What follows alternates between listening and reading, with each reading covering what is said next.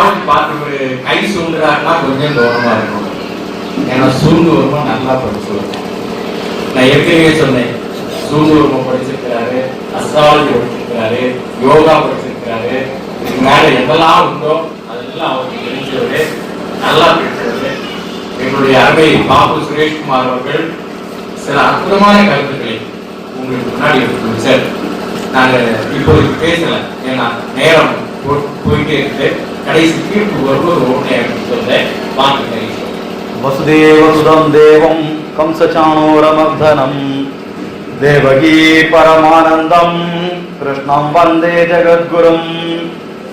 எல்லாம் வல்ல இறைவனுடைய கருணையினால் மிகவும் சிறப்பாக நடைபெறக்கூடிய இந்த திருவிழாவிலே மகாபாரதத்தை பற்றி சில வார்த்தைகளை சொல்வதற்கான வாய்ப்பு கிடைத்தமைக்கு கடவுளுக்கு நன்றியும் உங்களுக்கு நன்றி சொல்லி துவங்குகின்றேன். லாஸ்டா பேசும்போது ஒரு வாய்ப்பு என்னன்னா, நிறைய சோப் எல்லாம் போடணும். முன்னாடி உள்ளவங்க சோப் போட்டு வச்சிருவாங்க. அதனால எல்லாருக்கும் என்னுடைய வணக்கம் மட்டும் சொல்லிக் கொள்கிறேன்.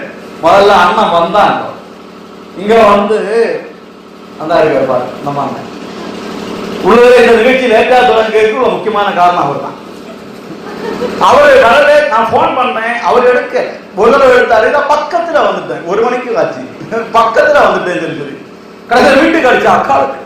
அது இன்னும் இருக்குது, இங்க இன்னும் கவர்மெண்ட்ல கஷ்ட காலத்துக்கு நல்ல சப்பா பச்சைரி கிட்டுச்சு. நான் இடியப்பம் உண்டாக்கினேன், இடியப்பம் செஞ்சு சீனியை போட்டு உன்னால கொண்டு வச்சேன்.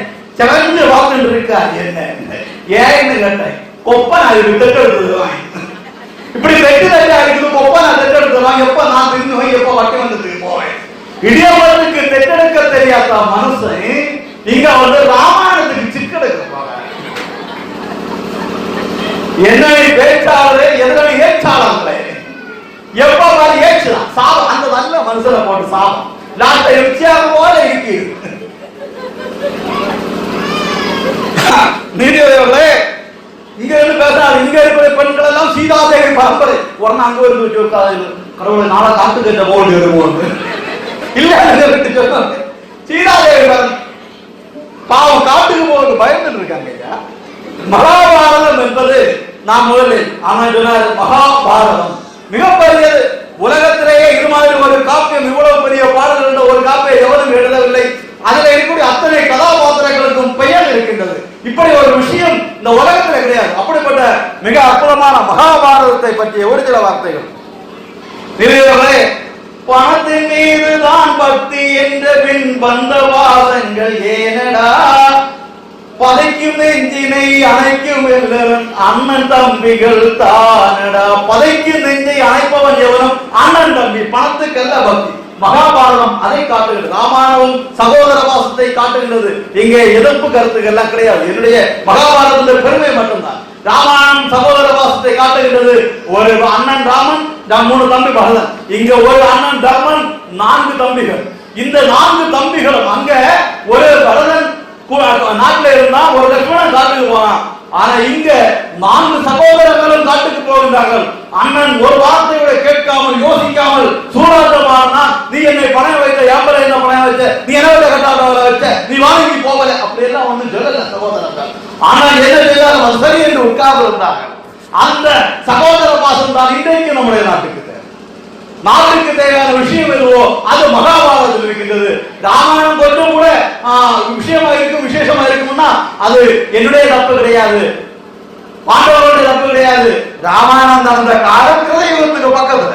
கிருதயுகம் நல்ல காலம், தர்மமாகிய பசு 4 காலில் நடந்த காலம் கிருதயுகம். அதுக்கு பக்கத்துல இருந்தா ராமாயணத்துக்கு கொஞ்சம் நல்ல மனம் இருந்தது. மகாபாரதம் நடக்கிறது கலியுகத்துக்கு பக்கத்துல, கெட்டது. தர்மம் என்கின்ற பசு 4 காலம் இல்லாம இருக்கக்கூடிய காலம். இங்க இருக்கிற மகாபாரதத்துல இவங்க சொல்ல சில விஷயம். ஆனா உண்மையிலேயே 2 காவியங்களை எடுத்துக்கொண்டோம் என்று சொன்னால் நாம் ஆணித்தரமாக ஏற்றுக்கொள்ள வேண்டிய காவியம் ராமாயணம். மண் மீது ஆசை வைத்தது மகாபாரதம், மண் மீது ஆசை வைத்தது மகாபாரதம், பெண் மீது ஆசை வைத்தது ராமாயணம். பெண்ணாசை என்பது எங்கோ ஒருத்தனுக்கு வரக்கூடியது, அதாவது 2 செப்பல் கொடுத்தாச்சுன்னு தீர்ந்து போகும். மண்ணாசை என்பது ஒவ்வொரு மனிதனுக்கும் உள்ளம் இருக்கக்கூடியது. பொன்னாசை என்பது ஒவ்வொரு தாய்மார்களுக்கும் உள்ளம் இருக்கக்கூடியது. ஏன்னா பொன்னுங்கிறது ஒரு சாதனம், கடவுள் மாதிரி. அந்த கடவுள் லட்சுமியாக, கம்மனாக, கிருஷ்ணனாக, முருகனாக, ஐயப்பனாக இருக்க மாதிரி பொன்னின்ற அந்த சாதனம் கம்மலாக, மாலையாக, மூக்குத்தியாக, கலங்கனாக, கம்மலாக, வளையாக, மோதிரமாக, அட்டியானமாக, பட்டியானமாக, ஒட்டியானமாக அதெல்லாம் நாம் ஆசைப்படத்தான் செய்வோம். ஒன்னை கண்டு ஆசைப்பட முடியாதா? நான் இப்படியாக ஒரு பிள்ளை காதல பார்த்துட்டு போகுது, கம்பெனி கொள்ளலாம் எனக்கு கேட்டு பார்த்தா. அப்படி பொண்ணு நம்ம ஆசைப்படுத்த முடியாது, எல்லாரையும் ஆசைப்படுத்த முடியாது. மண்ணு நம்ம எல்லாரையும் ஆசைப்படுத்தக்கூடியது. அந்த மண்ணும் பொண்ணும் ஆசையை விட வேண்டும் என்று சொல்லி நமக்கு உபதேசித்தது கலிகாலத்துக்கு அதுதான் தேவை. இந்த ஆசை இல்லாத மனிதன் வாழ்வதுதான் கலிகாலத்துக்கு தேவை. இனி குந்தி என்கின்ற ஒரு அம்மா மகாபாரதத்துல எனக்கு மிகவும் பரிதாபமான ஒரு கதாபாத்திரம். ஏன்னா 5 ஆண் மக்களை பெற்றவள், 6 பெற்றவள், 6 ஆண் மக்கள் ஒருத்தர் மகன் என்று சொல்ல முடியாமல் இருந்தவள். ஆனால் அங்கீகரிக்கப்பட்ட 5 மக்களை, அந்த 5 மக்கள் கூட இருந்தவர்கள் கூட குந்தியுடைய வரலாறு நாம் பார்த்தோம்னா ஆதி முதல் கடைசி வரை கண்ணீரோட தான் குந்தி இருந்தார். தெரியுங்க, கண்ணீர் தான் குந்தியுடைய வாழ்க்கை. ஏன் கண்ணீர்? 12 வயசுல நோவாசாமியா கொடுத்தது அந்த மந்திரம். இடிவிழுந்த மனுஷன் ஒரு விளையாட்டு கிரிப்பா இருந்துட்டு போகக்கூடாது, பிள்ளைகிட்ட ஒரு பாப்பு முட்டாய் வாங்கி கொடுத்து விடாத மந்திரம் சொல்லி கொடுத்துட்டு போயிட்டாரு. நீ யாரையும் இந்த மந்திரத்தை சொல்லிவிட்டாயோ அவரால் உனக்கு குழந்தை. இந்த 12 வயசு பிள்ளை அது தேவையா? அந்த அப்பா நீ அதுவரையே அது பார்த்த முதல் புருஷன் சூரியன். சூரியனை சொல்லி அந்த மந்திரத்தை சொல்ல, அந்த மந்திரத்தினுடைய சக்தியால் அந்த குழந்தையாவது அந்த குழந்தை ஆற்றில் விட்டாங்க, அதற்கு ஓகே. ஆனால் தர்மம் என்று ஒன்று இருக்கின்றது. அந்த தர்மம் நம்மை பார்த்து கொண்டிருக்கும். தர்மம் நம்முடைய கணக்கை, நம்முடைய செயல்பாடு, நம்முடைய பேச்சுக்களை, நம்முடைய இயக்கங்களை கணித்துக் கொண்டிருக்கும் என்பதற்கு குந்தியுடைய வரலாறு. நமக்கு கல்யாணம் ஒன்று நடக்கும். கல்யாணம்னா என்ன தெரியுமா? ஒரு மனுஷனை கலி பிடிக்கிறது, கலி ஆவணம் இருக்கிறது பாரு. நான் எவ்வளவு சந்தோஷம் இந்த வந்து எப்படி பார்த்து வச்சுட்டாரு. ஒரு ஆணை கலி பிடிக்கக்கூடிய கல்யாணம், அதான் கல்யாணம். கலி ஆவரணம் பண்ணது கல்யாணம். உண்மையே கல்யாணத்துக்கு பேரு பாணி கிரகணம். பாணி கிரகணம்னா கை வழியாக கிரகணம் வருவது. கல்யாணம் இல்லையா, கண்ணி தானம். அதுதான் பாணி கிரகணம். கை வழியாக கிரகணம் பிடிக்கிறது மனுஷனை. ஒரு பெண்ணுடைய கையை ஒரு ஆண் பிடித்துக் கொண்டால் அது எப்படி தானாக பிடிக்கிறது? பெண்ணுடைய அப்பா சம்மதத்தோட, அதான் கன்னிகா தானம், அப்படி பிடிச்சு வச்சு கொடுக்கணும். அவங்க 2 பேரும் வலது கையும் பிடித்துக் கொண்டு 7 நடை நடந்தால் சப்தபதி 7 அடிகள் நடந்தாச்சுன்னா அவர்கள் கணவன் மனைவியாக அறிவிக்கப்படுகின்றார்கள். இன்னைக்கு நாம அந்த காமணத்துல கல்யாணம் நடக்கும் போது 3 தடவை சுட்ட சொல்லலாம். 7 அடி எழுதி நேரம் அதனால 3 தடவை சுத்தம் சொன்னாங்க. அந்த சுற்றி வலது கையும் வலது. இன்னைக்கு நிறைய இடத்துல தப்பு நடக்குது. நான் பூஜைக்கு இருக்கும் போது நான் சொல்லிடுவேன், பொண்ணுக கையா அப்பா தன்னுடைய வலது கையால் பெண்ணுடைய இடது கையை பிடித்துக் கொண்டு வாருங்கள். ஏன்னா அப்பாவுக்கு கூட பெண்ணுடைய வலது கையை பிடிக்கிறது, ஒரு பெண்ணுடைய வலது கையை பிடிக்கிறதுக்கு 2 பேருக்கு தான் உரிமை உண்டு. ஒண்ணு கணவனுக்கு, இன்னொன்னு நமக்கு டாக்டர். அது எங்களுக்கு நாங்க நாடி பார்க்கணும்னா வலது கையை பிடிச்சுதான் நாடி பார்க்க முடியும். இடது கை தான் நோயை, பெண்ணுடைய உடம்பினுடைய நோயை புரிய இடது கையை அதை பிடிக்கணும். நான் வலதுகை பிடிக்கலாம். ஆக எனக்கு உரிமை இருக்கு வலதுகை பிடிக்கிறது. அப்படி எழுந்து நடக்கிறாரு சாபம் கிடைக்காது. அதனால அந்த அளவுக்கு பவித்திரமான தர்மம் இங்கு காப்பாற்றப்பட்டது. அதனால இந்த தர்மத்தின அதுதான் பாணி கிரகணம் சப்தபதி. இன்னைக்கு கல்லூரியில படிக்கக்கூடிய டாக்டர்கள் பிள்ளைகள் நடப்பாங்க. உண்மையிலேயே நான் சொல்லுகின்றேன், அப்படி யாராவது செய்தார்கள் என்று சொன்னால், ஒருவருடைய வலதுகை பிடித்துக் கொண்டு 7 நடந்தார்கள் என்று சொன்னால், தர்மம் அவர்களை காவலர் மனவழியாக அங்கு எழுதி வைக்கும். அதற்கு பிறகு அந்த பொருளுடைய வாழ்க்கை ஆணிதரம். நிறைய கவுன்சிலிங் நாம் பார்த்திருக்கோம். ஆணிதரமாக சொல்லுகிறேன், அவருடைய வாழ்க்கையில் கடைசி வரை அவருடைய மனதிலே வேதனை இல்லாத ஒரு வாழ்க்கை கிடைக்காது. இதனால் தான் மகாபாரதம் பெண்ணுக்கு கண்ணியத்தை போதிக்கின்றது. ஆடை அலங்காரங்களை கண்ணியங்களை போதிக்கின்றது. அது இப்படி இருக்க வேண்டும். ஆடைக்கு முன்னாலே நாங்க பேசும்போது பிள்ளைகள் டாப் இப்படி போகுது, சைடு ஓபன் போகுது தப்புன்னு சொன்னோம். அதனால இந்த சாகமாறுல இப்படி வருத்தப்பட்டு சொல்லியாங்களே சைடு ஓபன் தப்பு. இப்ப எல்லாம் சைடு ஓபன் எல்லாம் பண்ணோம். இப்ப பார்த்தா சொல்லுங்க கஷ்ட காலம். கடவுளை இப்படிப்பட்ட துணி தைக்கக்கூடியவன் அவனுக்கு பணத்துக்கு வேண்டி, இதை போட்டு சினிமாவில் நடிக்கக்கூடியவன் அவனுக்கு பணத்துக்கு வேண்டி. நமக்கு எதுக்கு வேண்டி? நம்முடைய உடம்பு, நம்முடைய வாழ்க்கை, நம்முடைய மனம், நம்முடைய இளமை, நம்முடைய படிக்கக்கூடிய காலம், அதை நல்ல கண்ணியமான ஆடை அணிந்து முன்னாடி எல்லாம் ஷால் இப்படி போட்டாங்க. மாமகைக்கு ஷால், அதுக்காக தான் ஆளு. இன்னைக்கு பார்த்தா கழுத்துல தொங்குது. துப்பட்டா காரணம் தான் தோணும். அப்படி ஆடை. இது மகாபாரதம் நமக்கு வழிகாட்டிய மகாபாரதம். அந்த மகாபாரதம் பாரதத்தில் வேணும். அந்த மகாபாரதம் நமக்கு வழிகாட்ட வேணும். பகவான் கண்ணவரமா ஓஞ்சிருக்கக்கூடிய ஆட்களுக்கு பகவான் சொல்லுகிறார், ஹலோவா பிராப்சதி சோக்கியம் ஜித்வாவா மோக்ஷதே மஹிம் தஸ்மாத் உத்திஷ்ட கௌந்தேய யுத்தாய விடவிச்சயா. நீ ஜெயிச்சேனா இந்த உலகத்தை ஆளுவாய். அப்படி நீ தோற்று போனேனா, செத்து போனேனா நீ மோட்சத்தை அடைவாய். அதனால சொல்லி நம்மை உற்சாகம் ஊட்டக்கூடியது மகாபாரதம். ஒவ்வொரு இளைஞர்களும் மகாபாரதத்துல பகவத்கீதை என்ற ஒரு சாதனம் இருக்கின்றது. அந்த பகவத்கீதை சர்வ உபனிஷதோ காவோ தோத்தா கோபால நந்தனக பாக்தோ வட்ச சுனில் போக்த துக்தம் கீதாமிருதம் மருது.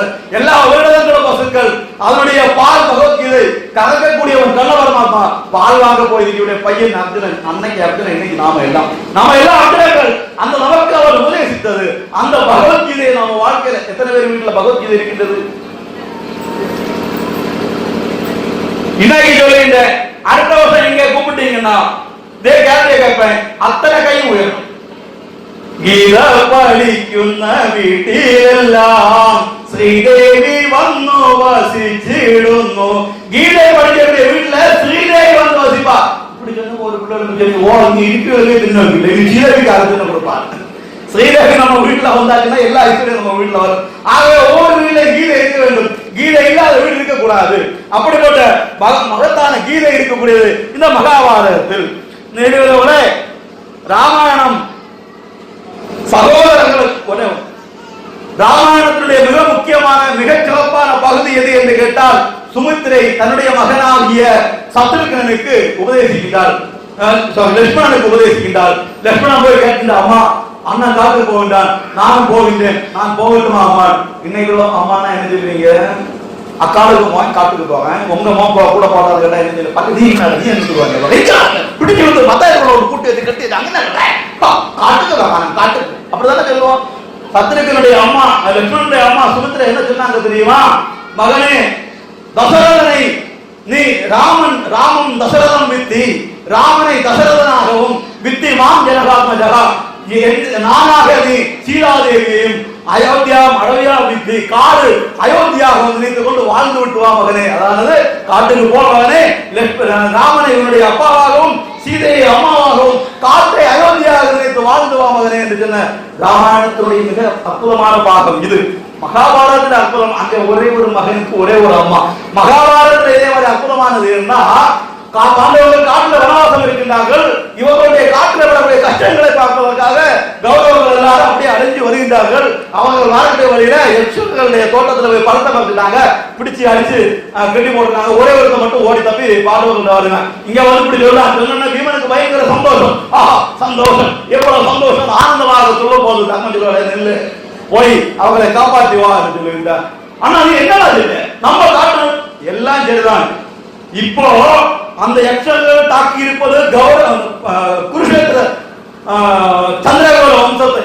சந்திரகோள வம்சத்தின் மீது ஒரு தாக்குதல் வரும்பொழுது நாம் 105 பேர் இருக்க வேண்டும். நமக்குள்ளால் 1000 இருக்கலாம். நாம சகோதரர்கள். அவங்க அப்படி பார்க்கும்போது அவங்க 100 பேர், நாம் 5 பேர், நமக்குள்ள 1000 இருக்கலாம். ஆனால் குரு வம்சத்துக்கு மீது ஒன்று வரும்பொழுது நாம் 105 பேர் இருக்க வேண்டும் என்று சொல்லி உபதேசித்தால் அது அந்த இன்னைக்கு நமக்கு தேவை. ஒவ்வொரு இந்துவும் நாம் அடைய வேண்டும், ஒவ்வொரு மனிதனும் அடைய வேண்டியது. நாம் எத்தனை பலவிதமான சிந்தனைகள் எல்லாம் இருக்கிறோம். ஆனா நம்முடைய தெய்வம் என்று வரும்பொழுது, கோயில் என்று வரும்பொழுது நாம் ஒன்றாக இருக்க வேண்டும். இன்னைக்கு காலத்துக்கு அதுதான் தேவை. அந்த ஒரு சிந்தனை மகாபாரதத்தினுடைய மணி அடிக்கிட்டீங்க, எங்கே ஒன்னோட இருந்துச்சு அதையும் கூட நீதிபதிகளே முடிஞ்சு. ஆகவே நான் சொன்ன டாக்டர் பாட்டம் இதுதான். இன்னைக்கு வாழ்க்கைக்கு, மனிதனுடைய வாழ்க்கைக்கு பெண்ணாசை என்ற பிரச்சனை, பொன்னாசையும் மண்ணாசையும் தான் பிரச்சனை. அது தீர்வதற்கான வழி மகாபாரதத்தில் இருக்கின்றது. மகனால் உட்கார்ந்து பேசி தீர்த்து கொள்ளுங்கள், அடி வைக்காதீர்கள் என்று சொல்லக்கூடியது பகவத்கீதை. அந்த பகவத்கீதை சொன்ன, ஆனா உண்மையிலே இந்த இடத்த எனக்கு பாராட்டியாகும், அதுவும் கூட சொல்லி கொடுக்குது. பகவத்கீதையை கண்ணபரமாத்மா அர்ஜுனுக்கு உபதேசிக்கும் போது யுத்த காலம், பெரிய யுத்த காலம், பெரிய கோலாகலமான பேச்சுக்கிடையில கண்ணபரமாத்மா பேசுகின்றார். அப்போ ஒரு குழந்தை அழுகுது, குழந்தை அழுகுடைய சத்தம் கேட்கலாம். இப்போ எல்லாரும் இந்த குழந்தை எடுத்து லாலாலோ டூடு எல்லாம் சொல்லிப்பாங்க. லாலால இப்ப நம்முடைய அம்மாமாருக்கு தாலாட்டு பாட தெரியுமோ என்னவோ தெரியாது. மக்களே வளர்ந்த மக்களே எங்கன்னே நீ வளர்ந்து அம்மா வாங்குவாங்க. பிள்ளை அப்படியே பார்த்துட்டு இருக்கு அம்மாவை. அதுல அப்பா மாதிரி அப்படிதான், அப்பா மாதிரி யோசிக்க எல்லாரும் அப்படிதான். தாலாட்ட தெரியாது, பாட்டை போட்டு வச்சுட்டு போட்டு விடுறது. இந்த குழந்தைய எல்லா தாலாட்டு பாடினாலும் குழந்தை அழுக நடத்தல. இப்போ ஒரு அசரீரி கேட்கின்றது, உங்களை நைட்டிக பிரம்மச்சாரியாக ஒருவர் இருந்தால் அவங்க இந்த குழந்தைய தூக்குறாங்கன்னா குழந்தை அழுகை நிறுத்தும். எல்லாரும் யாரை பார்ப்பாங்க? யாரை பார்ப்பாங்க? பீஷ்மரை பார்ப்பாங்க. அவர் தான் நைட்டிக பிரம்மச்சாரிய சபதம் எடுத்தவர், பீஷ்மர் என்று பட்டம் பெற்றவர். எல்லாரும் அவரை பார்க்க, அவருக்கு வீட்டுல பார்த்துட்டு இருக்காரு. ஒருவேளை நான் எப்போவாது தப்பாவது செஞ்சிருப்பணும் அப்படின்னு. ஆனா யாருமே எதிர்பார்க்காமலாம் எழுந்து நடந்து வர அந்த குழந்தை பக்கத்துல எல்லாரும் பார்த்துட்டு சிரிக்காங்க. இவர் குழந்தைகளுக்கு பார்க்கற யாரு இருந்தாரு பாக்கலாம் உடனே கணவர் மாட்டான். இவ்வளவு அந்த பாவம் உடனே அந்த வேலை அவங்களுக்கு ஞாபகம் வருது. அந்த கணவர் அவர் எல்லாரும் சிரிக்கின்றார்கள். இவன் நைட்டிக பிரம்மச்சாரி ஐயே அப்படி குழந்தைய தூக்கினதுதான் அவங்க குழந்தை அழுகை நிறுத்துச்சு. நைட்டிக பிரம்மச்சாரியம் என்பது வாழ்க்கை என்பது நம்முடைய ஒவ்வொருவருடைய வாழ்க்கை. நாம் எவ்வளவு நல்லவனாக இருக்க வேண்டும், எனக்கு நான் நல்லவனாக இருக்க வேண்டும் அப்படிங்கிறது ஒவ்வொரு நாளும் நல்லதாக இருக்கும் பொழுது சமுதாயம் நன்றாக இருக்கும் என்று வழியை காட்டிய கணவர் மகாத்மா வாழ்ந்த மகாபாரதத்தை போல இந்த உலகத்துக்கு இன்றைக்கு தேவையான ஒரு விஷயம் வேற கிடையாது. கலிசந்திர உபனிஷம் செல்லக்கூடிய ஹரே ராமா ராம ராம ஹரே ஹரே என்கின்ற அந்த மந்திரத்துல முத்தாய்ப்பாக முடித்து வைக்கக்கூடியது ஹரே கிருஷ்ணா கிருஷ்ண கிருஷ்ணா ஹரே ஹரே என்று சொல்லி முடித்துக் கொள்கின்றேன். இந்த ஊரில் உள்ள எல்லோருக்கும், இந்த கோயில் நடக்கிற பூஜாரிக்கும், இந்த கோயில் நடக்கிற நிர்வாகிகளுக்கும், இங்க 10ஆம் வகுப்பு 12ஆம் வகுப்புல படித்த அடுத்த மேல்நிலை படிப்புக்கு காத்துள்ள பிள்ளைகளுக்கும் எல்லோருக்கும் எது தேவையோ அதை இந்த ஊரில் இருக்கக்கூடிய அம்மன் தரட்டும். நம்முடைய நாயகர் செய்யக்கூடிய அண்ணன் அவருக்கு எல்லாம் கிடைக்கட்டும். இந்த ஒவ்வொரு திருவிழாவுக்காக செய்யக்கூடிய வேலை செய்த ஒவ்வொருவருக்கும் பரவாயில்லை கிடைக்கட்டும் என்று வேண்டி பிரார்த்தனை முடிந்து கொள்கிறேன். நன்றி, வணக்கம். பாரத் மாதா கி ஜெய்.